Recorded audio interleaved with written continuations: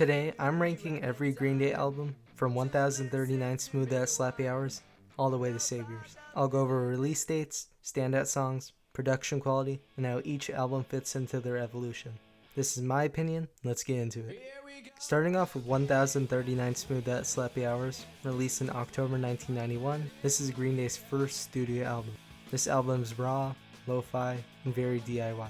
Recorded on a tiny budget, the guitars are thin, and the vocals are rough, but the energy is undeniable. You could already hear Billy's melodic instincts, Mike Dirnt's bouncy bass lines, and the foundation of the band's sound starting to form. With key songs like Going to Pasalacqua and Paper Lanterns, I'm rating this album in B tier. It's rough around the edges, but an important and enjoyable early release. Moving on to Kerplunk, released in December 1991, this is Green Day's second studio album. This is where Green Day really finds their identity. Trey Cool joins the band, bringing his signature energy. The production is still indie, but way clearer and more confident. Songs are longer, more emotional, and better structured. Trey's fills start to stand out, and the band sounds tighter overall. With key songs like 2000 Light Years Away and Christie Road, I'm rating Kerplunk A tier. It's a huge step forward for the band. Moving along to Dookie, released in February 1994, this is Green Day's third studio album. This album changed everything. With Rob Cavallo's production, the drums are punchy, guitars are crisp, and the mix is perfect. Trey Cool's drumming is iconic here, simple but unforgettable. Every song hits, and it defined pop punk for an entire generation. With key songs like Basket Case and When I Come Around, this is my personal favorite Green Day album, and this is why I'm ranking it in S tier, no debate. Moving along to Insomniac, released in October 1995, this is Green Day's fourth studio album. Darker, heavier, and more aggressive than Dookie. The guitars are thicker, tempos are faster, and the lyrics reflect burnout and paranoia. The production is more compressed and gritty, which fits the mood perfectly. With key songs like Brain Stew and Geek Stink Breath, I'm rating Insomniac an A tier. It's angry and underrated. Next, we got Nimrod, released in October 1997. This is Green Day's fifth studio album. Nimrod is where Green Day really starts to show their versatility. You get everything from high-energy punk tracks to playful surf rock, along with a few experimental moments. Good Riddance became an instant classic, and the songwriting across the album is sharp and memorable. The production is clean, and the band sounds confident, even if some tracks aren't as instantly iconic as their very best. With key songs like Good Riddance and Hitchin' a Ride, I'm rating Nimrod in B tier. It is fun, diverse, and a standout in their catalog, just a step below their peak. Entering the 2000s, Warning, released in October 2000, is Green Day's sixth studio album.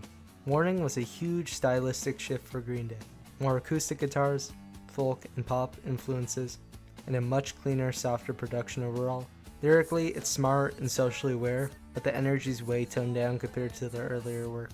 While it's aged better than people give it credit for, it doesn't hit as hard or feel as memorable front to back.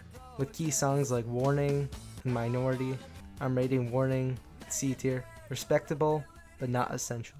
Moving on to one of Green Day's biggest albums, American Idiot, released in September 2004. This is Green Day's seventh studio album. A full rock opera and one of the most ambitious albums Green Day ever made. The production is massive and cinematic, huge drum sounds, layered guitars, and seamless transitions between tracks. With key songs like American Idiot and Boulevard of Broken Dreams, the album flows incredibly well front to back. That said, while it's iconic and career-defining, it can feel a little overproduced at times, and not every track hits with the same replay value as their absolute peak. This is why I'm rating American Idiot an A tier. Legendary impact, just not as untouchable. Next is 21st Century Breakdown. Released in May 2009, this is Green Day's eighth studio album.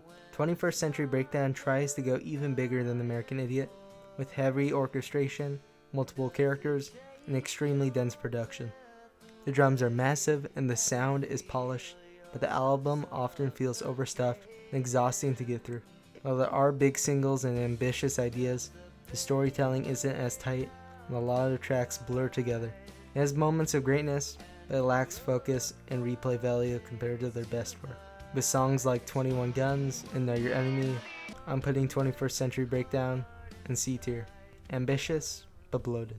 Moving on to Uno, the start to Green Day's 3-album trilogy. Released in September of 2012, Uno is Green Day's 9th studio album. Uno was meant to kick off the trilogy with a fun, back-to-basics garage rock sound. The production is clean and punchy, and Trey's drums sound energetic. The songwriting feels pretty safe and repetitive. There are catchy hooks, but not a lot of depth, and it doesn't really push the band forward. With key songs like Oh Love and Let Yourself Go, I'm putting Uno in C tier. Fun but forgettable. Next is Dose. Released in November 2012, this is Green Day's 10th studio album. Dose leans harder into glam rock and party vibes, and it's easily the weirdest of the trilogy. The production is loud and loose, almost sloppy by design, but that doesn't always work. Some tracks have groove, but overall it feels unfocused and inconsistent. With key songs like Stray Heart and Lazy Bones, I'm putting Dose in C tier, messy with a few highlights. Finally, to end the trilogy, Trey, released in December 2012, is Green Day's 11th studio album. Trey tries to be the emotional closer of the trilogy, but it ends up sounding bloated and exhausting. The production is polished, but the album is way too long and lacks strong direction. By this point, the idea feels stretched thin, and the trilogy fatigue really sets in. With key songs like X-Kid and Dirty Rotten Bastards, I'm putting Trey in D tier. Should have been cut down heavily. Moving on to Revolution Radio, released in October 2016, this is Green Day's 12th studio album. A focused comeback, the production blends modern polish with classic Green Day energy, and the drums and songwriting are tight. Lyrically, it touches on serious and political themes, but overall, it doesn't quite reach the consistency or impact of their best albums. With key songs like Bang Bang and Still Breathing, I'm putting Revolution Radio in C tier. A solid effort, but not essential. Next is Father of All. Released in February 2020, this is Green Day's 13th studio album. The most divisive album, extremely compressed production, distorted vocals, garage rock influence, and very short runtime. Experimental, but it barely sounds like Green Day. It didn't land for most fans, especially me. With key songs like Father of All, Fire, Ready, and Aim, I'm putting Father of All in D tier. Swing and a miss. Finally, with Green Day's last album, Saviors, this is Green Day's 14th studio album. A return to form with big choruses, strong hooks, and polished but powerful production. It blends classic Green Day energy with modern themes, and Trey's drums sound punchy and tight again. With key songs like The American Dream Is Killing Me and Dilemma, I'm putting Saviors in B tier. A solid modern Green Day album. That's my full Green Day album tier list. Let me know what albums you'd move up or down. And yeah, Dookie and American Idiot aren't going anywhere. Peace.